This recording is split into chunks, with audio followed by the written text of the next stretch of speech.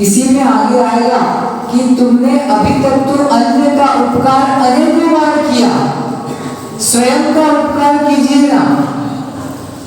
तो हम मन से भी स्वयं का उपकार कर सकते हैं। कैसे? मात्र भावना भाने से। दर्शन विशुद्धि भावना, 16 कारण भावना में पहली भावना कौन सी है? दर्शन विशुद्धि भावना। दर्शन विशुद्धि भावना में 25 मन दोष रहित विशुद्ध सम्यक दर्शन को धारण करना, यह दर्शन विशुद्धि भावना है। जिसे बार बार भाया जाए उसे भावना कहते हैं। अब आपको दुकान जाना है तो बार बार मन में क्या भावना है? दुकान दुकान दुकान। यहाँ बैठे हो और बच्चों के स्कूल का टाइम हो गया है, रोटी बनानी है, तो भावना क्या चल रही है अंदर? रोटी रोटी रोटी बनानी है। तो जिसे बार बार भाया जाए वह भावना है। यदि तुम्हें शरीर का उपकार करना है तो हम शरीर के उपकार की भावना करते हैं, और जिसे आत्मा का उपकार करना है वह आत्मा के उन्नति की भावना करता है। इसीलिए 16 कारण भावनाएं हमारे यहाँ दी गई है। दर्शन विशुद्धि भावना कितनी उत्कृष्ट भावना है। जैसे नींव ना हो तो मानसम बनेगा क्या? नहीं बनेगा। ऐसे ही दर्शन विशुद्धि भावना यदि ना हो तो अन्य 15 भावनाओं के माध्यम से भी जीव तीर्थंकर प्रकृति का बंध नहीं कर सकता। इसके लिए सबसे मूल है दर्शन विशुद्धि भावना, कि मेरा जो श्रद्धा है, जो विश्वास है, वह निर्मल हो, वह विशुद्ध हो। ऐसी भावना धर्मात्मा सम्यक दृष्टि जीव ही करते हैं। संख्या में 16 है, इसीलिए अपन इसे क्या कहते हैं? 16 कारण भावना, 12 भावना।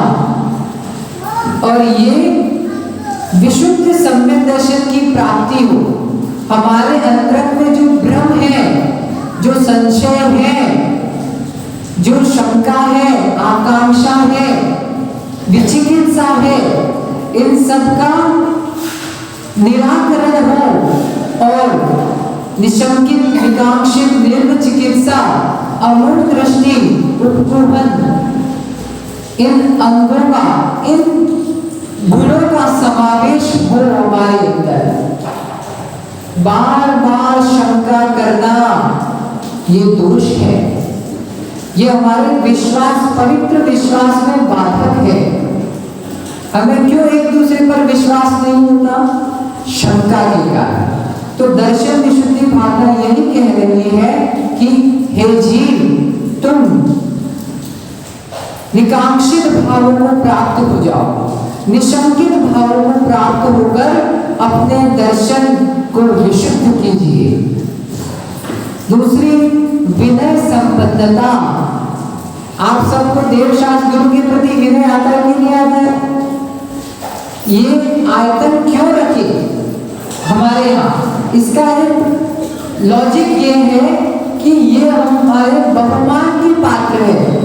जो जो बहुमान के पात्र होते हैं, नियम से उनके प्रति विनय संपन्नता के भाव है। जहाँ विनय संपन्नता के भाव है वहाँ अहंकार अपने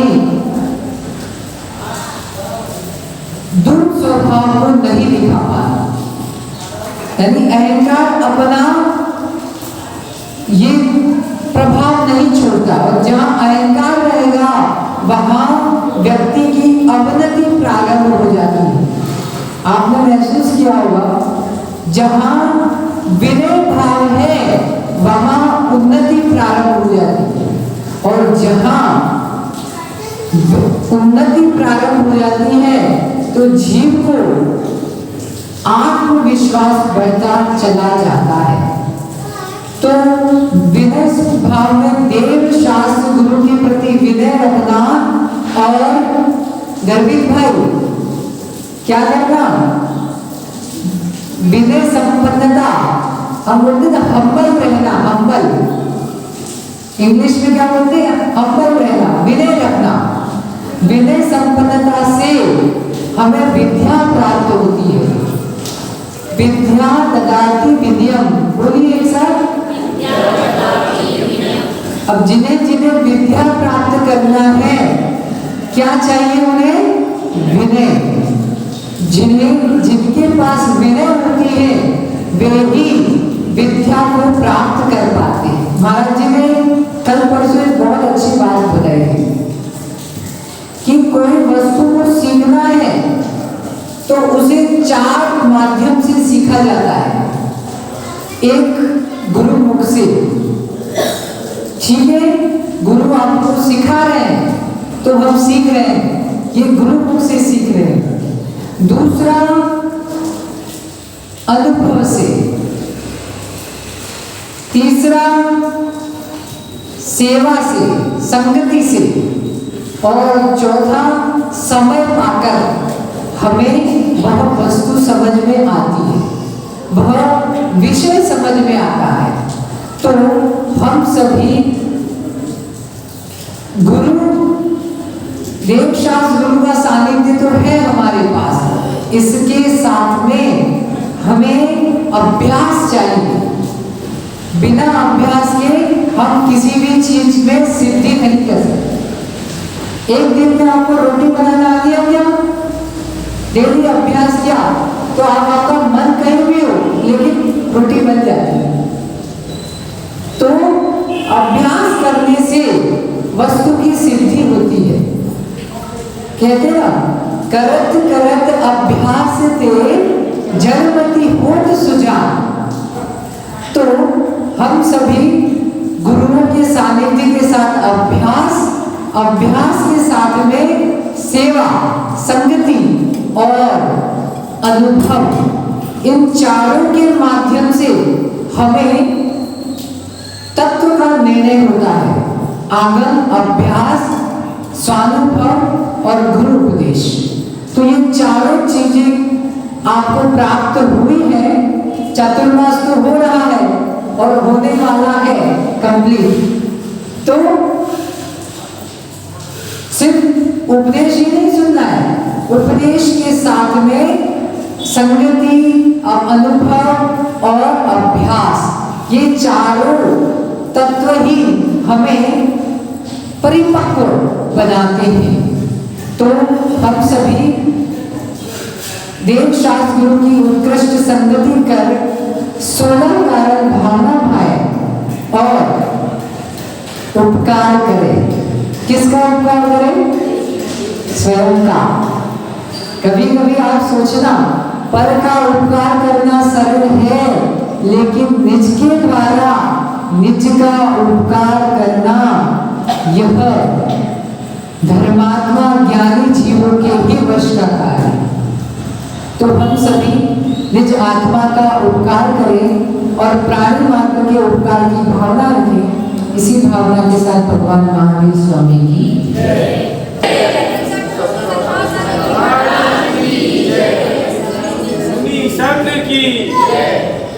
भवबंधुओं, आज पुनः हम सभी के महाभाग्य का उदय हुआ है, जो सर्वज्ञ प्रभु की ये देशना हमें प्राप्त हो रही है। जीवन की यात्रा में क्षण दुर्लभ, पवित्र और पावन होते हैं जब अंतःकरण से भक्ति जागृत हो। वे अवसर दुर्लभ होते हैं जब हमारा मन सहज रूप से, बिना किसी की प्रेरणा के, बिना किसी के निर्देशन से, सहज ही अंतरंग से हो कि चलो हम गुरु की भक्ति करें, चलो हम भगवान के दर्शन करें, चलो ऐसा कुछ कार्य करें जो हमारे कल्याण के लिए हो। अंतरंग से ऐसे परिणामों को निर्मल करने की जब दृष्टि तैयार हो तो समझ लेना वही हमारे संसार से उतारने में कारण है, वही हमें मुक्ति प्रदान करने वाला है। क्योंकि भैया सब कुछ प्राप्त कर लेना सरल है, लेकिन भावों की विशुद्धि, भावों की निर्मलता ये प्राप्त करना दुर्लभ है। कब जीवन शांत होता है और कब चंचल हो जाता है हम नहीं जान सकते। एक तट पर और एक तट पर का कहें एक मोड़ पर गंभीरता है,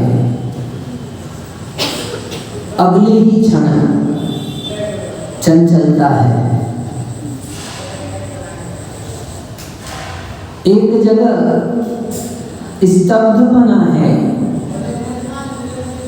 अगले ही क्षण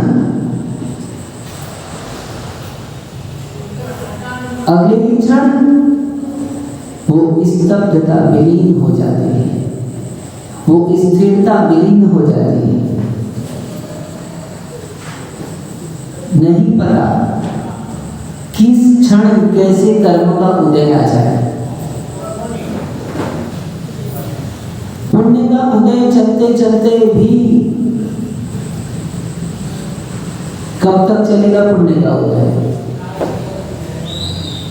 ये नहीं पता हमें। हो सकता है अगले ही क्षण पाप का उदय प्रारंभ हो जाए और पाप का उदय चलते चलते भी सुरेश भैया अपने को नहीं पता पुण्य का उदय प्रारंभ हो जाता है। लेकिन अपने को भले ही नहीं पता हो, अपनी जानकारी में नहीं हो, लेकिन ये पुण्य का उदय कहां से आया?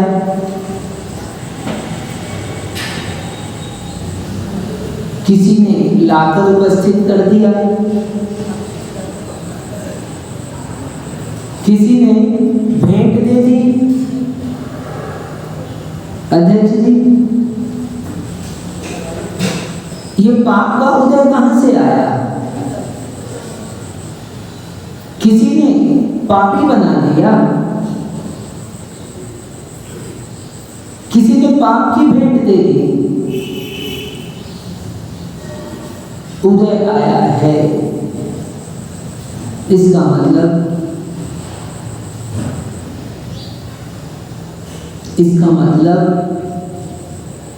ये उदय ही बताता है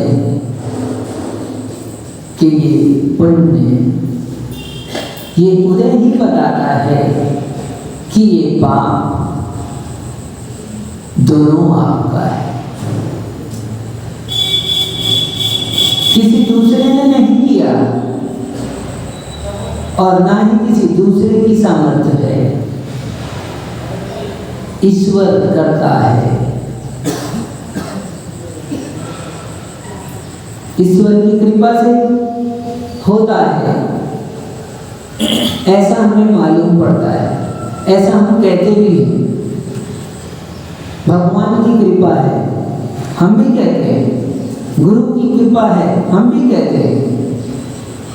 लेकिन समझना ऐसा कहने पर भी अंतर होता है। एक ईश्वर को कर्ता बनाता है और वो कर्ता बनाकर कहता है कि जो कुछ भी किया वो सब ईश्वर ने किया, जो कुछ भी किया वो सब परमात्मा ने किया, जो कुछ भी किया अध्यक्ष जी वो सब भगवान ने किया। डॉक्टर साहब ये कथन एक सा हो सकता है, लेकिन भाव एक से नहीं होते। यदि भाव सही है तो कथन सही है, और यदि भाव सही नहीं तो कथन भी गलत है। आप कहो ईश्वर ने क्रिया, ईश्वर की कृपा है, और यदि आप ईश्वर को कर्ता मानते हो तो आपका ये कथन नितांत असत्य है, मिथ्या है, गलत है। और यदि आप कहते हो ईश्वर की कृपा है तो वहां पर आप ईश्वर को बहुमान देने की दृष्टि है आपकी, क्योंकि कर्म तो हम ही नहीं किया, लेकिन ईश्वर का सानिध्य नहीं होता, गुरु का सानिध्य नहीं होता, भगवान का दर्शन नहीं मिलता तो शायद हम ये काम नहीं कर रहे होते, कुछ और काम करते। तो उनका सानिध्य मिलना ही हमारे लिए उनकी कृपा है। यदि ये दृष्टि आपकी है तो आपका ये कथन सत्य है। इसलिए समझना क्या कि किस क्षण कैसी स्थिति उत्पन्न हो जाए कोई पता नहीं सकता, किसी को पता नहीं, लेकिन इतना तो पता है कि जो हो रहा है या फिर जो होने वाला है वो किसी दूसरे का नहीं है, वो हमारा है, वो हमने किया है। जिसको ये विश्वास होता है वही उन्नति को प्राप्त कर पाता है और वही सहधर्मिणी बन पाता है। चर्चा चल रही है हमारी सहधर्मिणी की। कुछ लोग कह रहे थे महाराज आप उन्हीं के विषय में बोल रहे हो, जबकि हमारे साथ तो इतनी परेशानी है, हमारी लिए तो कोई नहीं बोलता। हाँ, आप महिलाओं के गुण गा रहे हैं महाराज, पुरुषों को तो कितनी समस्या होती है, कितनी मुसीबत उठानी पड़ती है, कितना हम लोग सहन करते हैं। बताओ, बोले पत्नी को भी सहन करो, हाँ, और माता पिता को भी सहन करो, और माता पिता को सहन करने के बाद में फिर वहां से हम बचकर दुकान में जाते हैं तो दुकान में ग्राहकों को सहन करो, या फिर और वहां से बचकर और कहीं जाते हैं तो वहां पे मित्रों को सहन करो। हम लोग भी तो कितना सहन करते हैं। आप हमारी बड़ाई नहीं कर रहे, आप तो महिलाओं की कह रहे। मैं महिलाओं की बड़ाई नहीं कर रहा। आचार्य भगवान बता रहे हैं सहधर्मिणीपना किसके होता है, ये बात कर रहे हैं। और वास्तव में पुरुष तो पुरुष ही है। क्या महिलाओं को भी पुरुष कहा जाता है हमारे लिए? कैसे कहते हैं वो अभी नहीं बताऊंगा, उसके लिए थोड़ा समय लगेगा। अभी चलने तो धीरे धीरे। हाँ, आप सोच सकते हो, आपकी सोच है, आप स्वतंत्र हो, लेकिन समझना फिर भी अभी तो चर्चा सहधर्मिणी की चल रही है। और जब सहधर्मिणी कह रहे हैं तो इसका मतलब धर्मात्मा भी तो कह रहे हैं, तुम क्यों भूल जाते हो? हाँ, यदि हम राम की बात कर रहे हैं तो साथ में लक्ष्मण भी तो है। यदि राम की बात कर रहे हैं तो साथ में सीता भी तो है, और यदि सीता की प्रशंसा हो रही है तो सीता की प्रशंसा में राम की भी प्रशंसा है। ये क्यों भूल जाते हो? हाँ,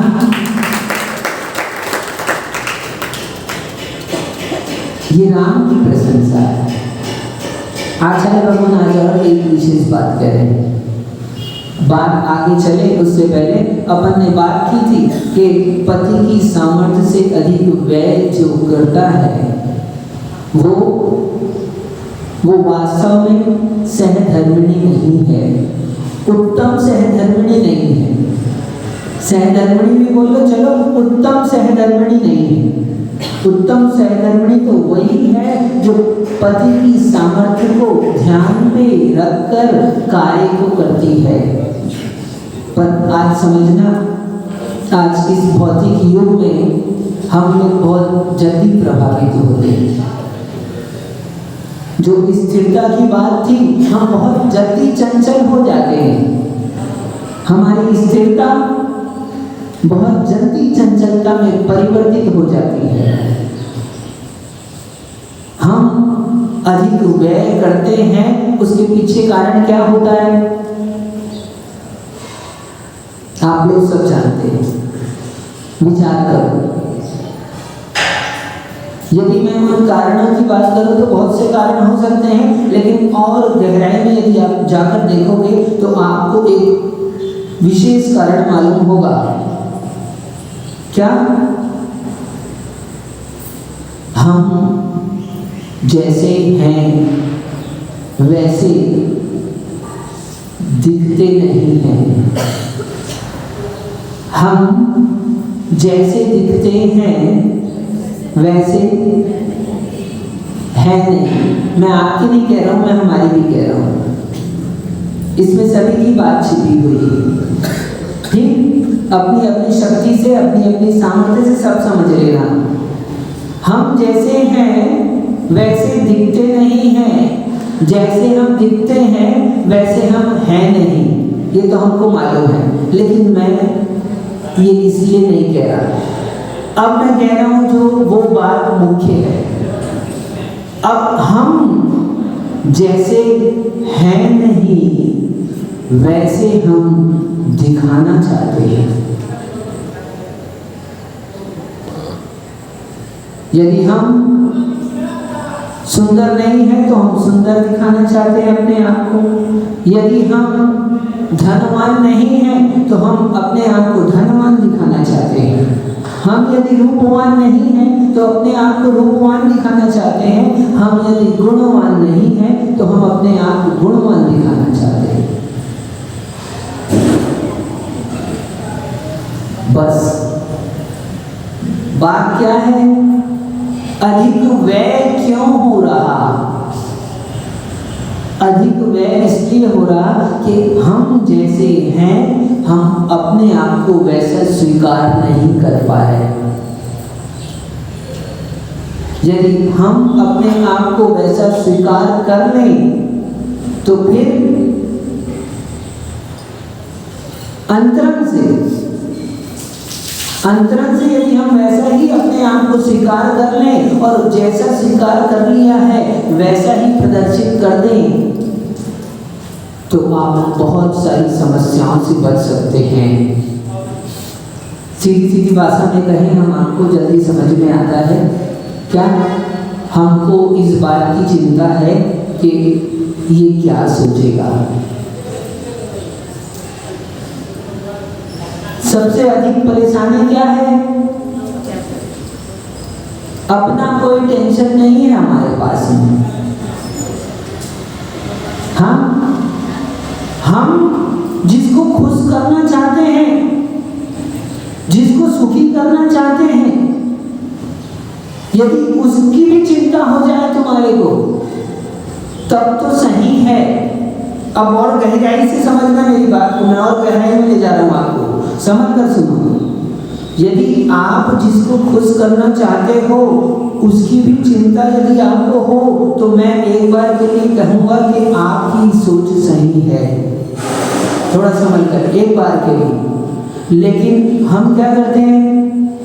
हमको जिसकी चिंता है, हमको जिसको खुश करना है, उसको हम खुश करने की बजाय, उसके बारे में चिंता करने की बजाय उसकी सोच की चिंता करते हैं।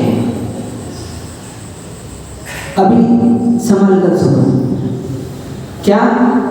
सपोज के लिए हम पति को खुश करना चाहते हैं, ठीक? उदाहरण के लिए हम पति को खुश करना चाहते हैं तो हम पति को खुश करने के लिए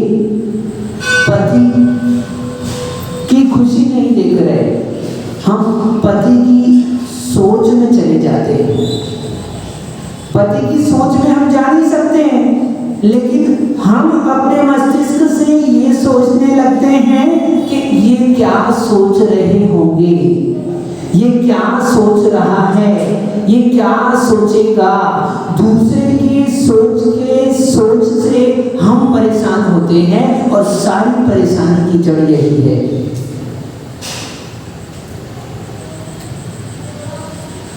बात चल रही थी अधिक व्यय करने के बारे में, तो हम व्यय करने के लिए क्यों सोच रहे हैं? वो नहीं सोच रहा है, लेकिन हमने ये सोच लिया कि ये ऐसा ना सोच ले, ये ऐसा ना सोच ले, तो हम किसके बारे में सोच रहे हैं? हम उसके बारे में नहीं सोच रहे, उसकी सोच के बारे में सोच रहे हैं, और उसकी सोच के बारे में सोच कर ही हम परेशान हो रहे हैं। जबकि उसकी सोच ऐसी बिल्कुल भी नहीं है। हो सकता है ना हो, लेकिन बहुत अधिक मात्रा में ऐसा ही होता है कि उसकी सोच ऐसी नहीं है, लेकिन हम ही सोच कर परेशान है। क्या? अरे वो क्या सोचेगा? हम इतने अच्छे कपड़े पहनकर यदि उसके यहाँ नहीं जाएंगे, सहज रूप से चले जाएंगे, तो वो क्या सोचेगा?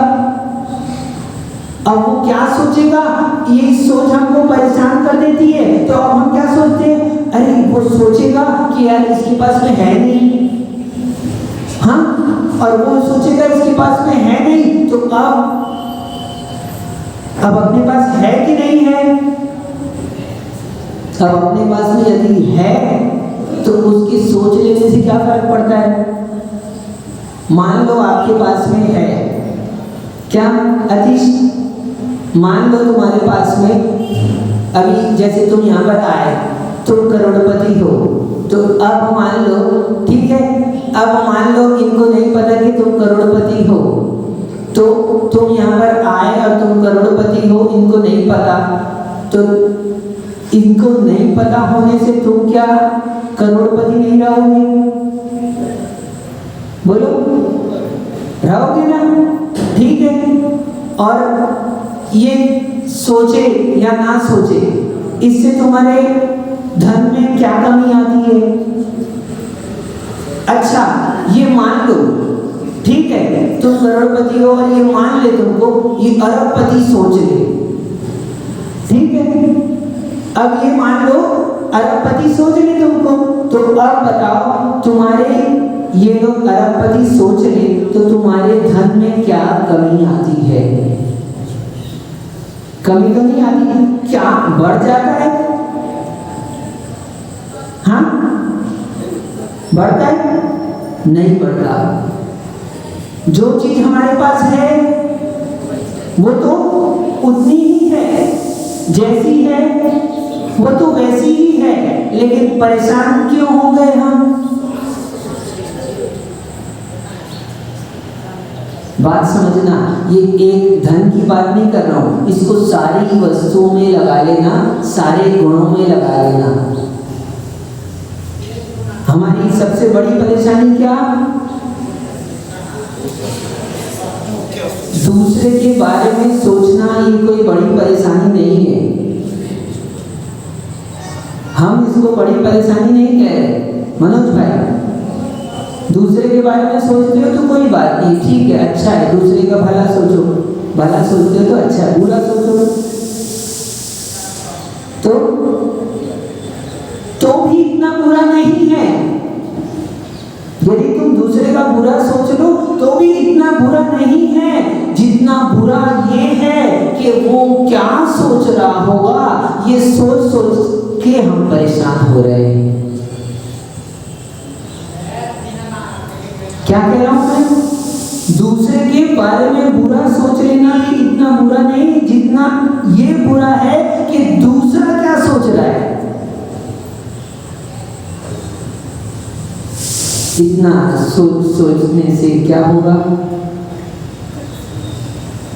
हाँ, आप जिसका भला करना चाहते हो आप जिसको खुश करना चाहते हो आप उसको खुश नहीं कर पाओगे।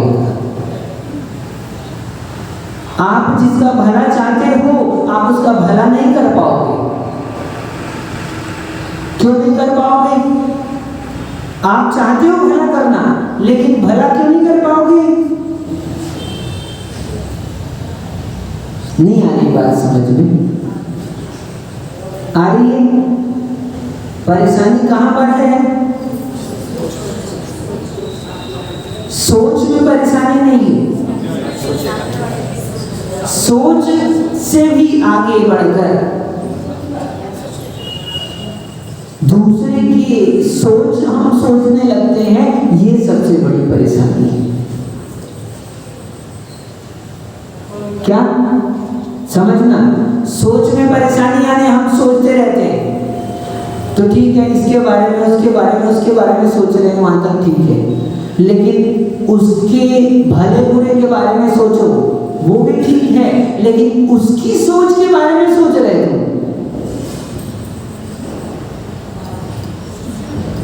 वो क्या सोचेगा, वो क्या सोच रहा है? हाँ, और अब वो उसकी सोच में चले गए, तो अब उसकी सोच के भीतर जा रहे हो तो तुम्हारी सोच उल्टी होती जा रही है सर। बस इसलिए ज्यादा मत सोचो। ज्यादा मत सोचो का मतलब, ज्यादा मत सोचो का मतलब दूसरा क्या सोच रहा है ये मत सोचो। हाँ, उसको तो खबर ही नहीं है, वो तो बेचारा अपने घर के काम में व्यस्त है। आप उसकी शादी में बोले अच्छा बन ठन के गए और सोचे कि यार नहीं बन ठन कर जाएंगे तो क्या सोचेगा, और वो अपने शादी के काम में इतना व्यस्त है, ठीक है, हाँ, कि उसकी फुर्सत ही नहीं है, उसने तो तुम्हारे को देखा भी नहीं, और देखा भी हो आपको, मान लो कहा भी वाह बहुत बढ़िया अच्छा हुआ आया स्वागत है आपका, लेकिन उसका दिमाग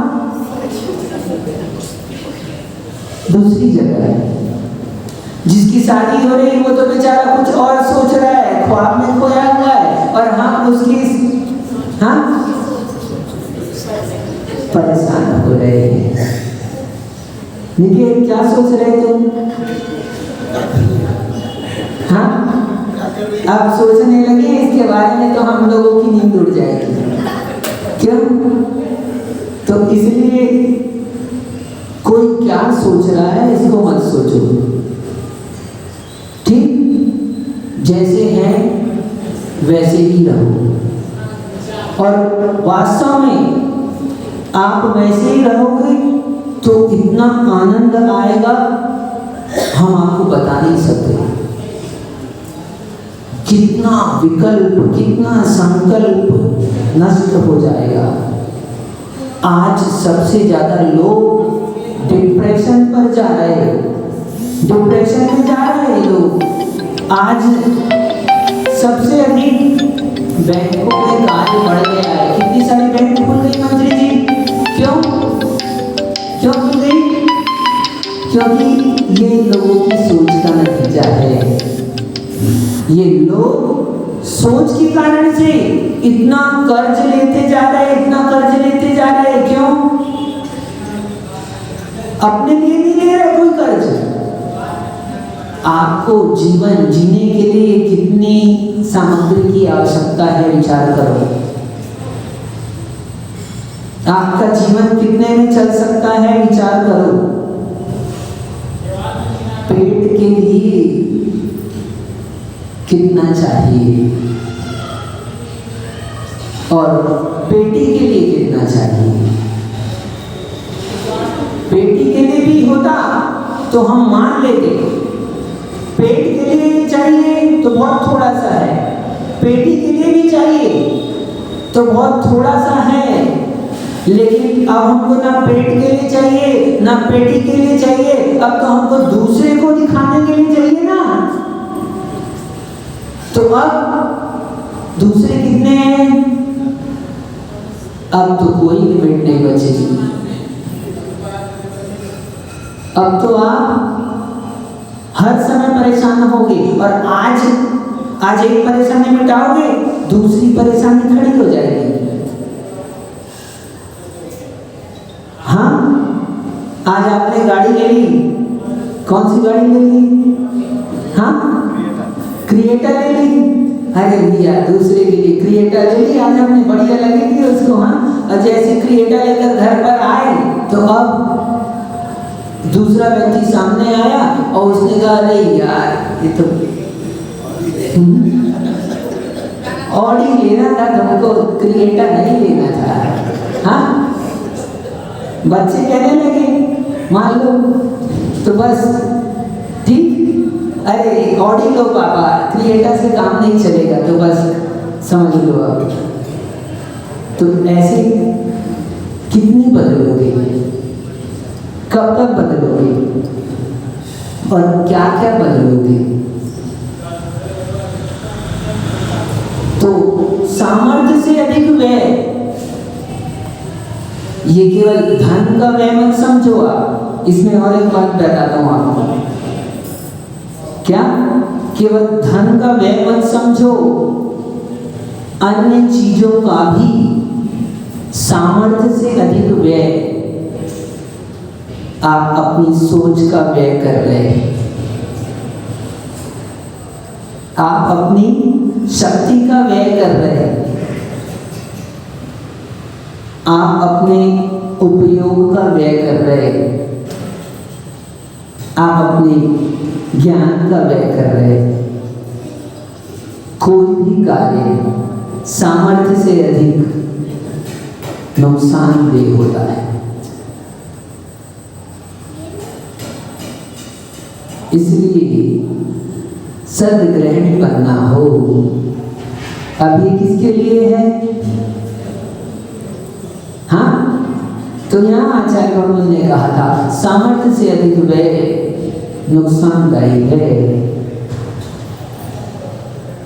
नुकसानदायी। इसलिए दूसरे की ज्यादा मत सोचो।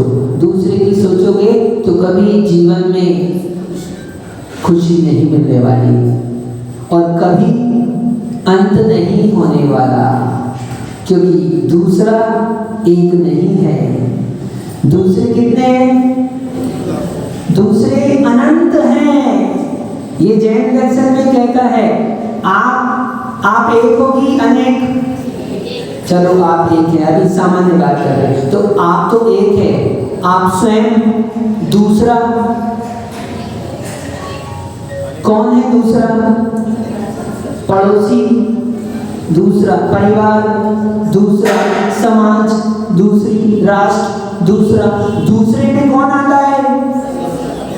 केवल हम अपने आप को छोड़ दें तो हमारे अलावा सब दूसरे में आते हैं, और हम अपने लिए परेशान नहीं है, हम दूसरों के लिए परेशान हैं।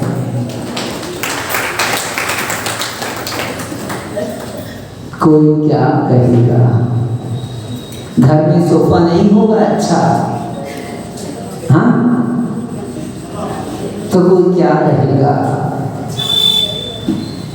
अच्छा मोबाइल नहीं, वो बात करना है ना आपको, तो बात करना है तो छोटी टिपिया से काम चल सकता है, चलो हम मान ले, ठीक, हाँ, लेकिन वो वाला मोबाइल ले लें तो हमको ज़्यादा देखने नहीं आता, चलाने नहीं आता। मैं बहुत सारे लोगों को देखता हूँ क्या, जिनको उसके फीचर्स ही नहीं मालूम मोबाइल के, मोबाइल साथ में, बोले हमको काम क्या है, केवल बात करने का है, वो भी किससे?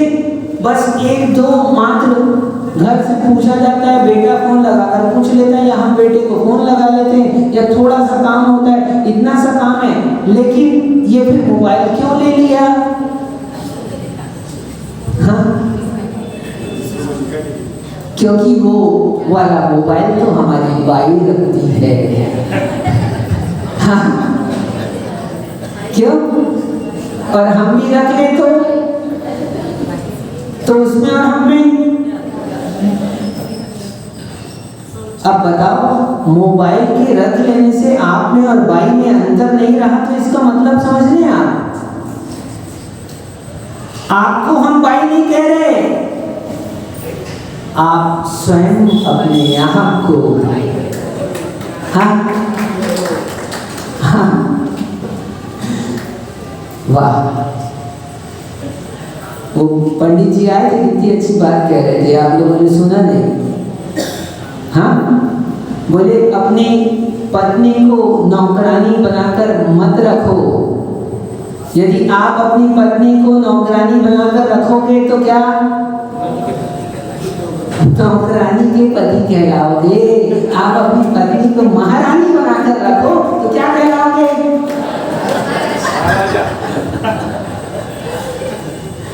क्यों सोदर में क्या कहलाओगे? आई बात समझ में? बात तो ये बीच में कहती थी, यानी समझ लो कि हम क्या सोच रहे, कोई सामग्री हम हल्की रख लें, उससे हम हमारे गुण में कमी आ गई, कोई हमको बाई समझ लेगा। हाँ, ये तो मोबाइल का एग्जाम्पल दिया है हमने आपको। बात आपकी पहचान किससे है? किससे है?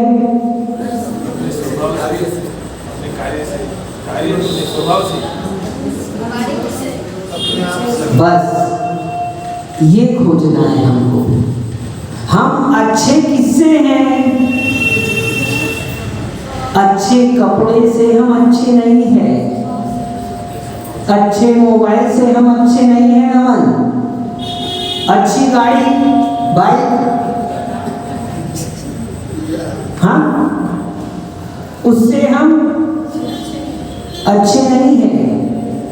वास्तव में हम अच्छे किससे हैं, ये देखने की जरूरत है। जब दृष्टि ऐसी बनेगी तो अपने आप फिर आपके सारे विकल्प संकल्प छूट जाएंगे। जो व्यय अधिक होता है ना,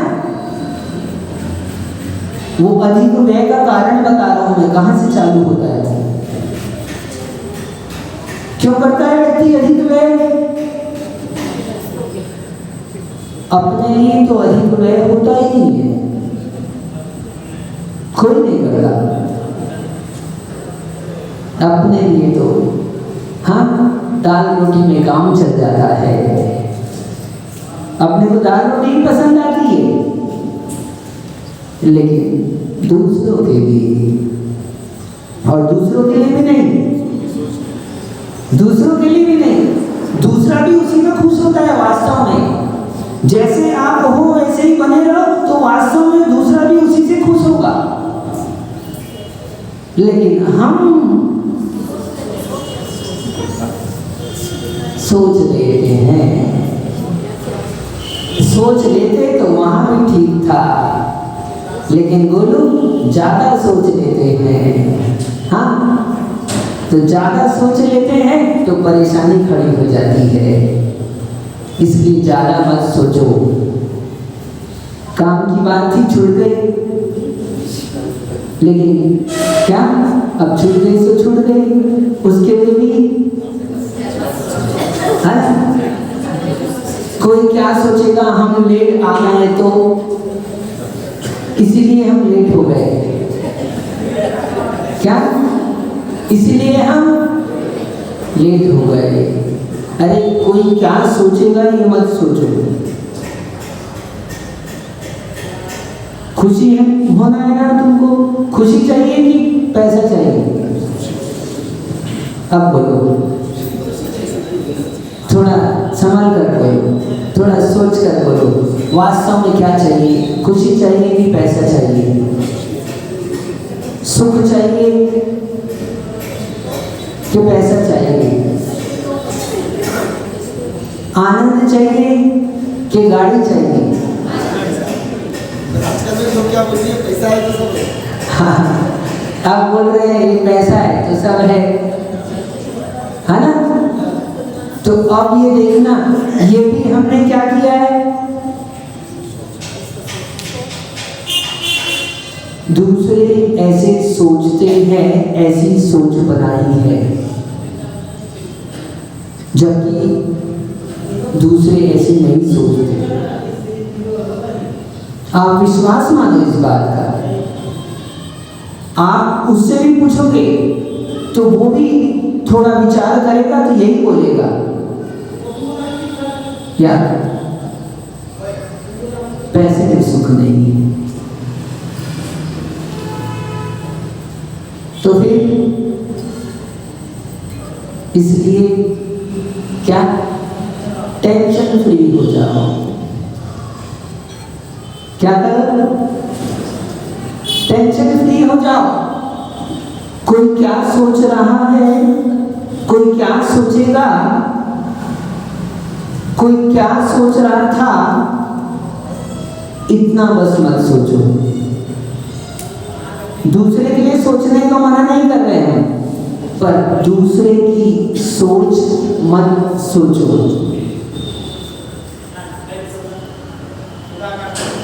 आई बात समझ में? वो नहीं सोच रहा है, ये हमारा दोस्त है। यदि दोस्त है तो वो हमारे लिए अच्छा सोचेगा कि बुरा, और अच्छा सोचेगा तो वो हम जैसे हैं वैसा ही हमको पसंद करेगा कि नहीं करेगा। तो हम क्या सोचते हैं, अरे उसको ये अच्छा नहीं लगेगा, और हम ही सोच रहे हैं उसको तो यही अच्छा लगता है। यदि आपका मित्र है, यदि आपका सहधर्मी है, यदि आपकी सहधर्मिणी है,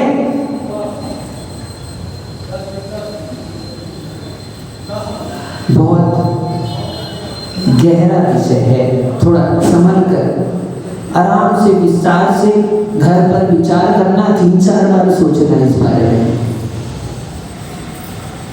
तब जीवन परिवर्तित होगा, तब सही दिशा मिलेगी हमें, तब हम सही राह पर पहुंच पाएंगे। और नहीं तो अब सोचते रहो। दूसरा तो बढ़िया मजे में है, आनंद से जी रहा है, उसको कोई टेंशन नहीं है, और तुम ही परेशान हो रहे हो। हमारा कुछ नहीं जाता। हाँ, महाराज क्या सोचेंगे, आहार नहीं देंगे तो महाराज क्या सोचेंगे, मंदिर नहीं आएंगे तो बस दूसरे की सोच में मत जाओ। डॉक्टर साहब, दूसरे के लिए भला सोचने का मना नहीं कर रहा मैं। आप सोचो, मैं मना क्या कर रहा हूं, वो क्या सोच रहा है ये मत सोचो, क्योंकि वो ऐसा सोच ही नहीं रहा है।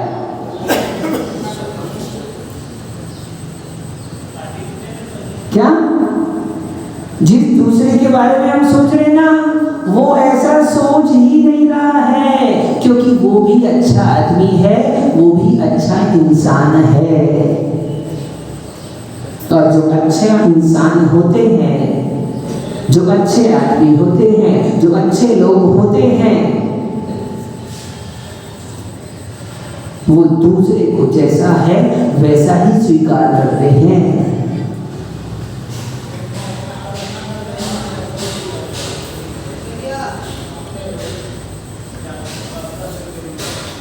बात आज कहनी थी, बात आ गई सारी इसमें हर कह देते हैं, लेकिन सुनो काम की बात है। आचार्य भगवान कह रहे हैं, यदि किसी की स्त्री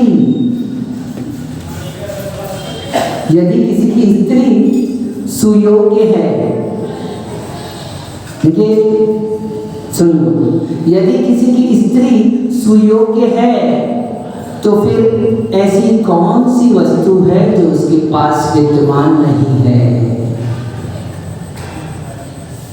क्या अब पैसा नहीं है तो भी स्त्री सुयोग्य है तो भी वो खुश रहेगा। गाड़ी नहीं है, स्त्री सुयोग्य है तो भी वो खुश रहेगा, अच्छे से रहेगा। यदि वो सुयोग्य है तो वो भी जो है उसी में खुश खुश रहेगी। और यदि स्त्री योग्यता नहीं है, स्त्री में योग्यता नहीं है, तो फिर उसके पास है ही कौन सा द्रव्य। अब सब कुछ है, सब कुछ होने पर भी स्त्री योग्य नहीं है संजय भैया, तो फिर तो सारा का सारा द्रव्य, आपकी सारी सामग्री का उपलब्धि का सामग्री कह रहे हैं, सब कुछ होकर भी कुछ नहीं है, कुछ नहीं है। इसलिए क्या करो, हाँ, अच्छा सोचो। इसलिए अच्छा सोचो, ज्यादा मत सोचो। ज्यादा मत सोचो मतलब बस इतनी सी बात, आज ये सूत्र ले जाओ, जीवन में विकास का सबसे बड़ा सूत्र है ये सूत्र समझ में आ गया तो बस जीवन में ज्यादा कुछ सीखने की जरूरत नहीं पड़ेगी अपने को। इतनी सी बात सीखो, दूसरे के लिए सोचो ठीक, लेकिन वो क्या सोच रहा है ये मत सोचो। सानिध्य, दूसरे के लिए सोचो, लेकिन वो क्या सोच रहा है ये मत सोचो। यदि आप अपना जीवन में खुशियां चाहते हो, यदि आप अपने जीवन में उन्नति चाहते हो, यदि आप अपने जीवन में विकास चाहते हो, तो ये फॉर्मूला है। आप चाहो तो यूज कर सकते हो, नहीं तो जयराम जी है ना, वो तो होनी ही है। आप सभी को ऐसे सद्बोध प्राप्त होते रहे, ऐसी मंगल भावनाओं के साथ जब परम पूज्य आचार्य भगवान विशुद्ध सरस्वती महाराज जी की